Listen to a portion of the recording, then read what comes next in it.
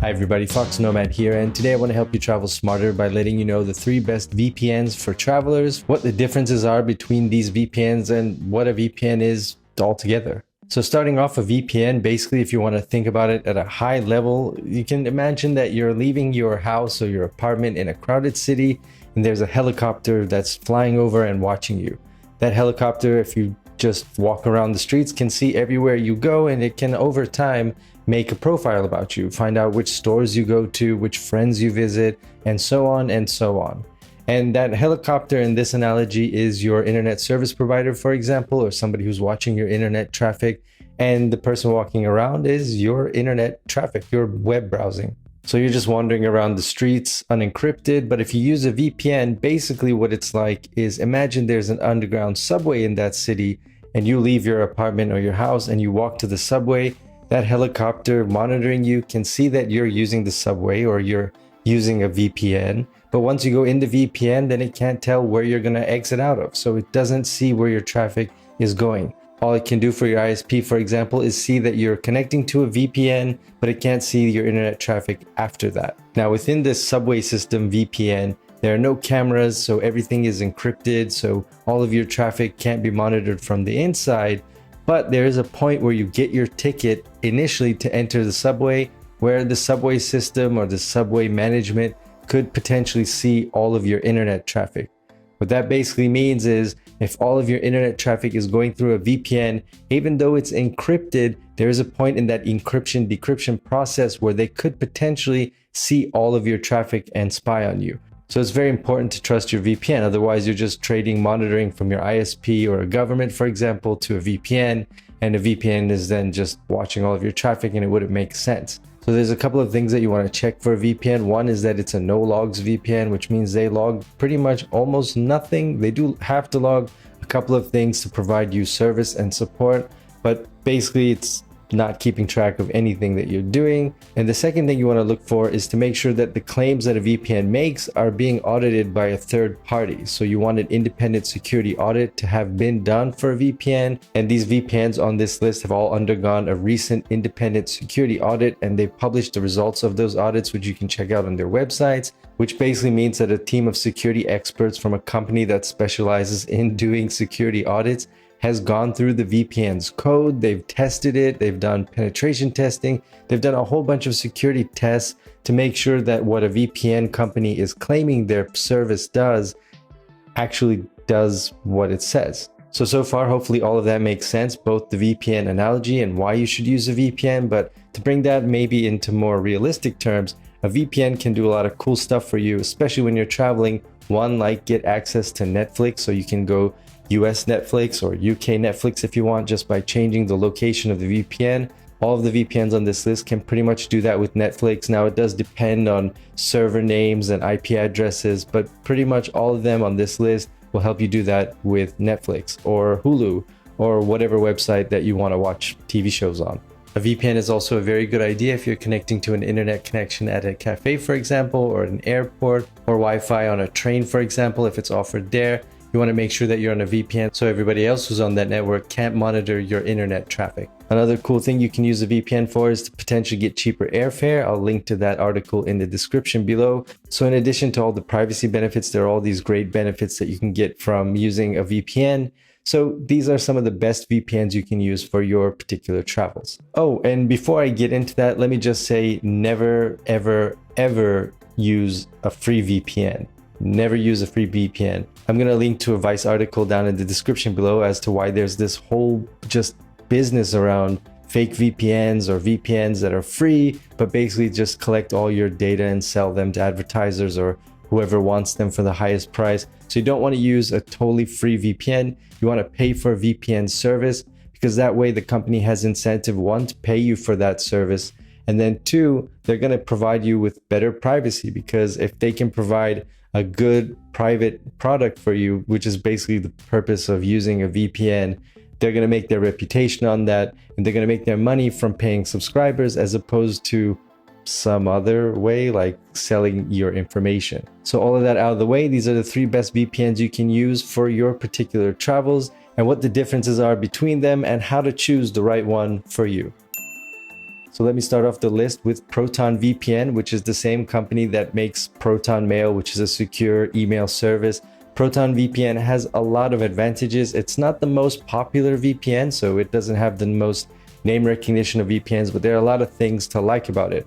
One is their very straightforward privacy ethos. So they've got a very straightforward privacy policy, which basically tells you what they log, which is pretty much nothing. The only thing they log is a timestamp of your first login, which they use to prevent brute force attacks on your account. And that's pretty much it. And they've got a very, very clear privacy policy, which you can see here, which makes a lot of sense. They tell you what they're keeping track of, why they keep track of it, and there's really not much there.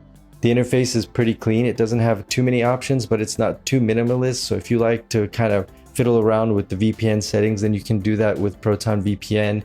You can see very clearly on this map here, you can connect to servers in a whole bunch of different countries around the world.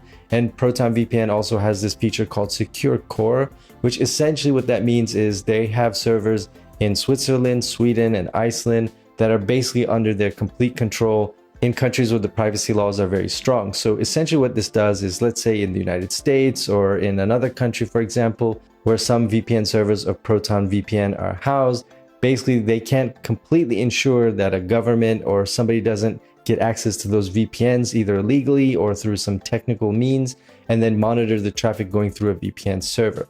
So what they do is they've created this secure core feature, which basically lets you route your internet traffic through their VPN servers plus the other VPN server, let's say in the United States. So basically your traffic is going from the secure core to, let's say, Iceland, and then going to the United States and then back again. So it makes it much more difficult for somebody to track what you're doing online, because all that traffic is hitting those secure core VPNs in between you connecting to a VPN. So it's this extra layer of security, which is a very nice feature to have, especially in countries where there's a lot of censorship or where the laws aren't really designed to protect your personal privacy. The secure core feature though does require a pretty strong internet connection, because like all VPNs, when you connect to a VPN, it's going to slow down your internet traffic. And then secure core, because it's basically adding another layer of routing for your internet traffic, is going to slow it down even more. So you want to make sure that you have a strong internet connection. Otherwise, using secure core can be kind of flaky. And if the secure core servers are basically overloaded, then your connection is going to be a little bit flakier. It's a nice feature to have, but it doesn't always quite work. But the nice thing is you can just turn it off and use a regular VPN and just connect to one of Proton VPN's regular servers, and you don't have to worry about secure core. But it's a feature that you have to use there if you're particularly concerned about privacy or security in certain countries that you're connecting to or from. One other caveat to this is Proton VPN does have a free trial version, and I know I said don't use any free VPNs ever at all, but the Proton VPN free version is basically very, very super limited, and they make that very clear in the breakdown of the different tiers. But they do have this trial kind of limited version that you can use. Now for travelers in particular, it's important to note that Proton VPN, as of the recording of this video, is blocked in China. So if you travel to China, you're traveling to China, you go there frequently, it's not a good option for you, because you're not going to be able to connect to the internet through the VPN. But the second VPN on this list, NordVPN, does work in China. So let me tell you a little bit about them.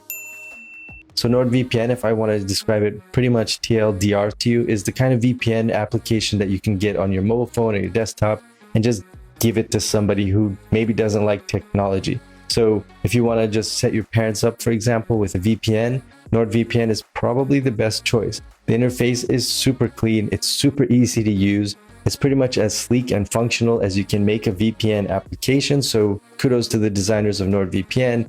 Very Scandinavian of you. So it's very user-friendly, but also NordVPN is very fast and it's heavily discounted. So if you get a 2-year or 3-year subscription, it's going to be a lot cheaper than either Proton VPN or ExpressVPN, which I'm going to talk about in a second. It's pretty affordable, just a couple of dollars a month if you get the 2 or the 3-year plan. So it's got really good steep discounts on those longer subscription models. And in my use, it's very easy to use. The connections are solid. So it's pretty straightforward to use NordVPN, I think, for a lot of people. So if you want a VPN that maybe doesn't have as many bells and whistles as Proton VPN, then you can take a look at NordVPN, which is an especially good VPN if you're going to be traveling to China.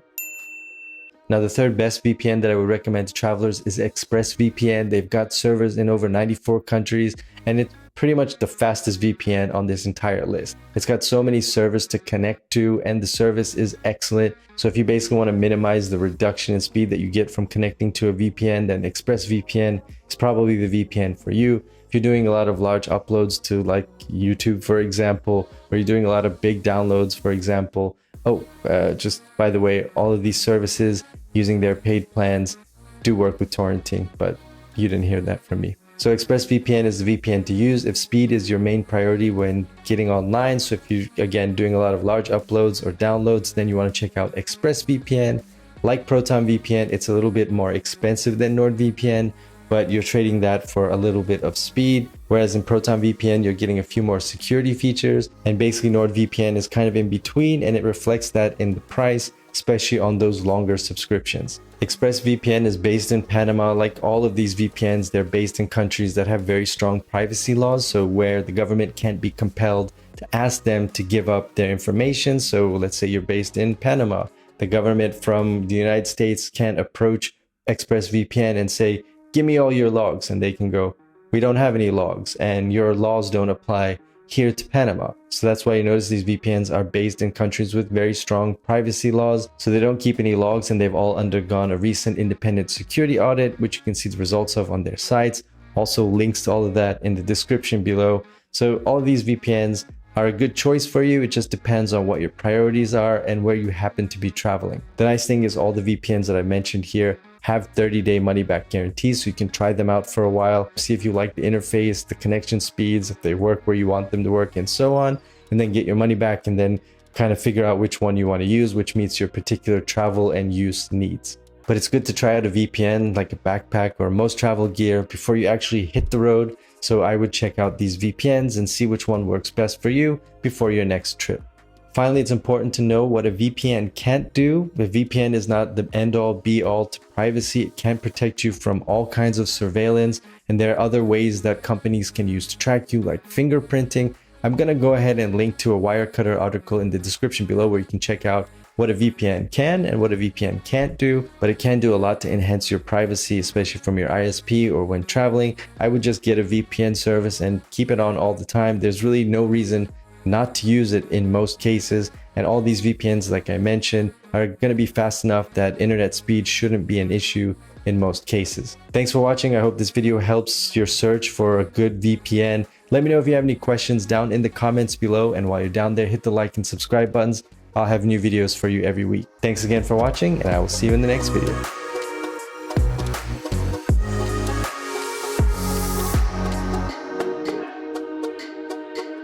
Connect that they maybe as many. So if you want to be in its security and they've all, so they don't